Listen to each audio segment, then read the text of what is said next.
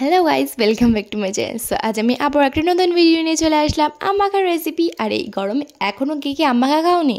তাড়াতাড়ি ঝটপট আমার রেসিপি দেখে আম মাখা বানিয়ে নাও। তো আমার তো খুবই খেতে ইচ্ছে করছিল আম মাখা, আর আম মাখা যখনই খাবো আপনাদের সঙ্গে শেয়ার না করলে হয় রেসিপিটা। তো তার জন্য আমি এখানে দুটো আম নিয়েছি। আম দুটো ভালো করে ধুয়ে জলটা ওয়েস্ট না করে আমি গাছের করে দিয়ে দিলাম। তারপর এই যে আমগুলো ভালো করে আমি গ্রেটারের সাহায্যে কুড়ে নেবো। আর আম কেটে মাখাচ্ছে আমার কাছে মনে হয় আম কুড়িয়ে মাখা খাওয়াটাই কত সুন্দর লাগে। তারপরে আমগুলো আমার করা হয়ে গিয়েছে। 3টে কাঁচা লঙ্কা নিয়ে ভালো করে এখানে থেতো করে নিলাম। আর থেতো করে নিয়ে ওটা সাইড করে রেখে আম কড়ার মধ্যে একটু নুন, একটু মরিচ দিয়ে তারপর ওপর দিয়ে একটু চিনি দিয়ে দেবো। আর এই যে আম মাখা টক ঝাল মিষ্টি ফ্লেভারটা না আসলে একদমই চলে না। তো আবার চিনিটা দিয়ে একটু চাট মশলা দিয়ে তারপর ওপর দিয়ে একটু কাসুন্দি দিয়ে দেবো।